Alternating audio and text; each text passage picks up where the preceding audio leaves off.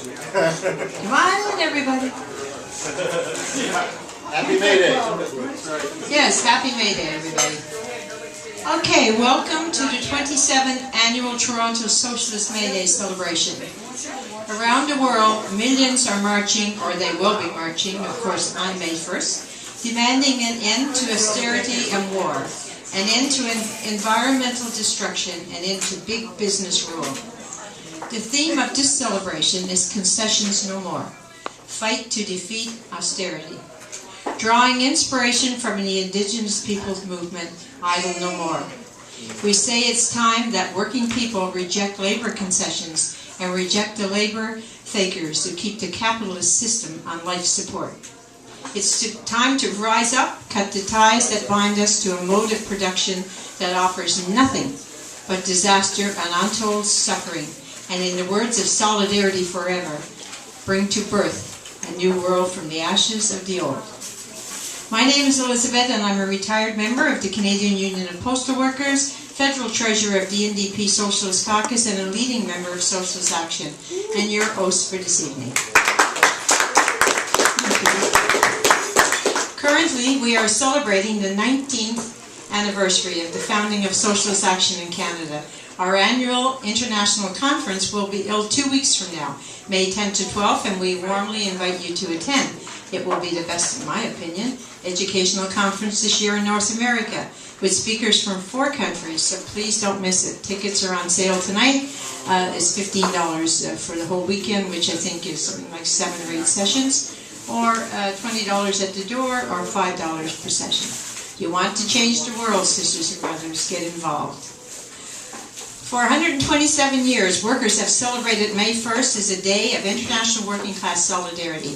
It is a day to honor those who have fallen in the struggle for workers' rights. It is a day to renew our fight for a world free from exploitation and oppression.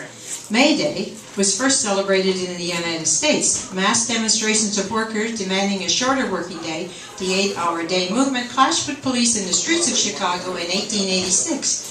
The red flag of the Paris Commune of 1871 was their banner. Later, the Socialist International in Europe adopted May 1st as an international day of workers' solidarity and spread around the world. May Day is our day, not like Labor Day in September, which treats labor like a commodity. May Day honors workers as a class, a conscious fighting movement, a living, creative force which has the power to change the world. We know that on May Day we celebrate our social and political achievements, and we renew our struggle for socialism and workers' power. It is fitting also at this time that we remember those who helped to build the socialist and workers' movement through a lifetime of dedication. We want to honor the lives of some outstanding individuals who passed away within the last year. Comrade and brother Hugo Chavez, President of Venezuela, passed away on March the 5th, 2013. Chavez was a giant, like Nasser of Egypt, like Sukarno of Indonesia. He led a movement that lifted most of his people out of terrible poverty. Born into a poor family, young Hugo longed to be a baseball player. He joined the army when told he could play ball there. Rising through the military ranks, he learned history and pledged to end political corruption and gross social inequality. The failed military coup he led in 1992 made Chavez into a folk hero. 4 years later, campaigning on a shoestring budget, he won the presidency, re-elected in 2000, 2006, and 2012. Chavez and his Bolivarian movement, named after Simon Bolivar, who freed South America from Spanish colonialism in the early 19th century, moved sharply to the left. Chavez openly campaigned for 21st century socialism.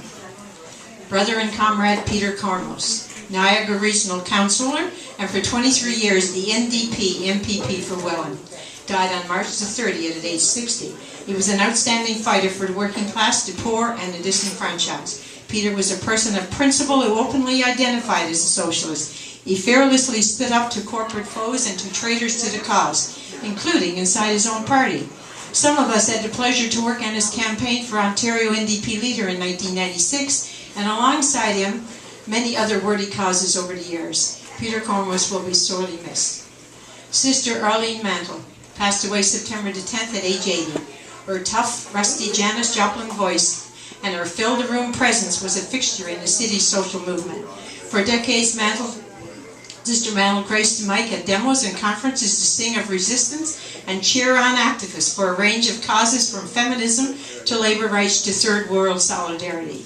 Her song Moving Mountains became an anthem in the 80s and 90s, and in her albums A Class Act, In Solidarity, and On the Line, while not mass sellers, were a staple of many social change proponents.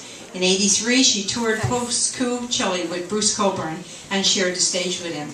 Sister Rita McNeil, the beloved Nova Scotian singer-songwriter whose sweet voice charmed Canadians for decades, died April the 16th at age 68 following surgery. In the 70s, Rita was a member of the Toronto Women's Caucus. That was an early feminist group in which our predecessor organization, the League for Socialist Action, played a leading role. Rita's rich legacy of pro-working class and feminist songs lives on. Brother and comrade Charles Roach, civil liberties lawyer and prominent black community activist, died from malignant brain tumor on October the 2nd, 2012 in Toronto. Born in Trinidad, he lived most of his life in Canada, but never became a Canadian citizen because he refused to take the oath of allegiance to the Queen. Yeah, here. His militant democratic Republican principles, his socialist convictions, and his non-sectarian spirit made Charles a magnet for unity and action against all social injustices. His great example endures. Tonight we also honor the memory of countless other militants in Palestine, Iran, Iraq, Afghanistan, Egypt, Syria, Turkey, Haiti, Sri Lanka, Colombia, Philippines, Nepal, and many other countries who fell in struggle against imperialism and its client regime. Sisters and brothers, please rise, and let's now observe a moment of silence in honor of all the artists, worker militants, and socialists who have left us this past year.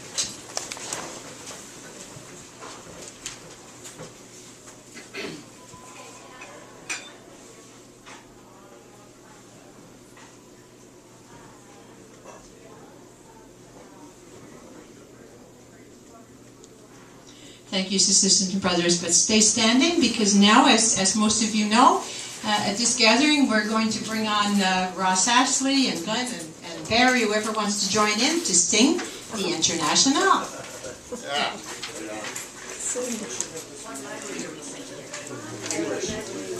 Okay, yeah, I'm only going to do it in English because that's all I know. But you have the words in English, in Spanish, and in French on the table, so pick your language and join in singing the workers' anthem.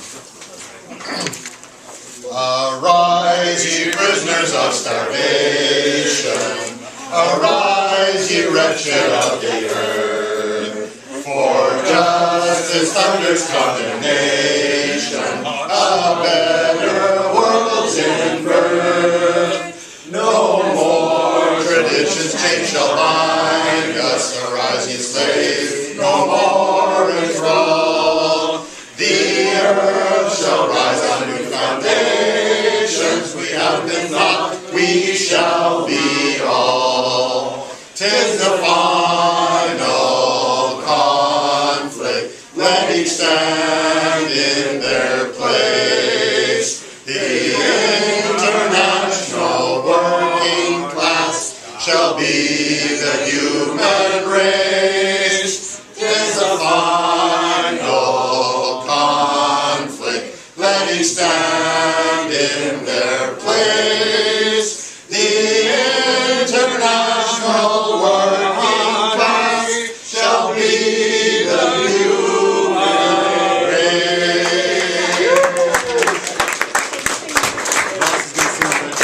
And if anybody wants to join me, I've also distributed the words to the Red Flag, the North American working class anthem written in 1889 by Jim Connell.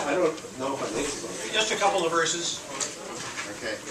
The people's flag is deepest red, it's shrouded oft our martyred dead, and their limbs grew stiff and cold, their hearts blood died its every fold, and raised the scarlet standard high, within its shade we'll live and die. Cowards flee and traitors sneer, we'll keep the red flag flying here. Look round, the Frenchman loves his its blaze, the sturdy German chants its praise. In Moscow's walls its hymns are sung, Chicago swells the surging throng. Then rings the scarlet standard high, beneath its shades we'll live and die. Though cowards blink and traitors sneer, we'll keep the red flag flying here.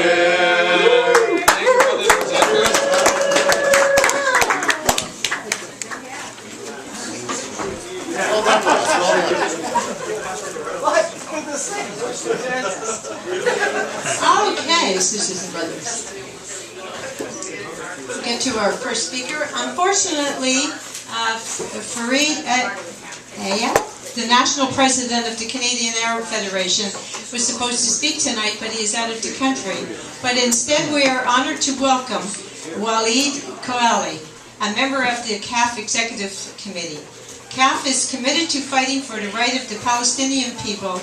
That's the Canadian Arab Federation. I should read it out instead of just saying CAF. Is committed to fighting for the right of the Palestinian people to return to their own land, exposing the institutionalized racial discrimination in Israel against Muslims and Christians, combating racial profiling of visible minorities, particularly Arab and Muslim Canadians, defending the civil rights of all Canadians, and promoting better understanding between Arab Canadians and other Canadians.